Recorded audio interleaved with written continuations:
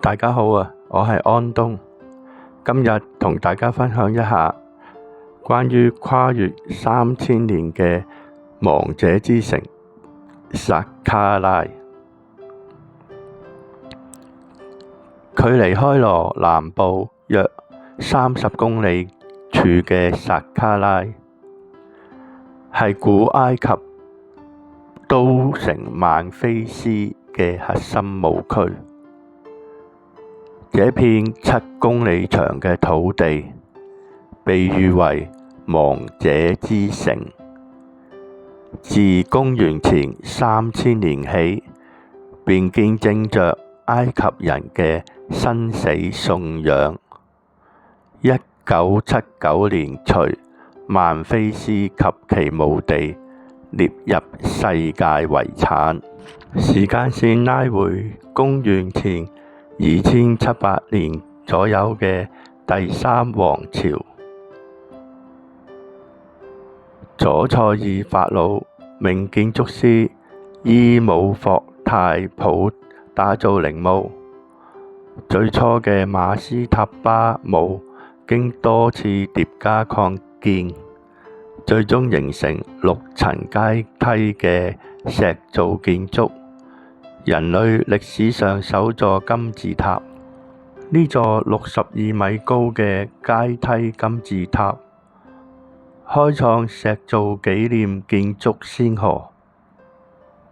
佢嘅設計概念深刻影響咗後世吉薩金字塔群。此後1000年間，第3至13王朝呢度相繼誕生超過20座皇室金字塔。第5王朝烏納斯王金字塔更係首座刻有金字塔紋嘅陵墓，成為法老永生咒語嘅載體。薩卡拉嘅秘密不止於皇室墓葬，作為宗教聖地，呢度神廟林立，更藏有古埃及最大嘅神聖動物墓地，數以百萬計嘅狗、鳥、公羊等動物木乃伊被虔誠安葬，見證着動物崇拜嘅盛行。拉美西斯2世時期興建嘅塞拉皮翁神廟，更是專門安葬神聖俄皮斯公牛嘅地下聖殿。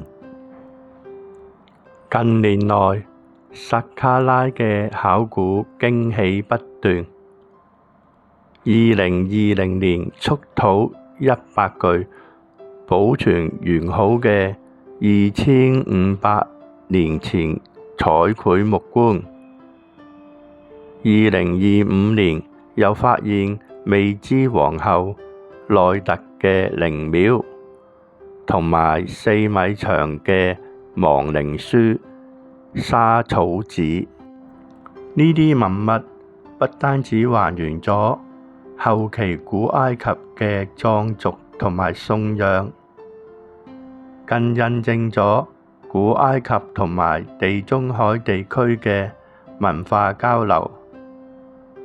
呢座僅發掘咗10% 至15% 嘅亡者之城，仍然喺沙土中掩埋着無數古埃及嘅文明密碼。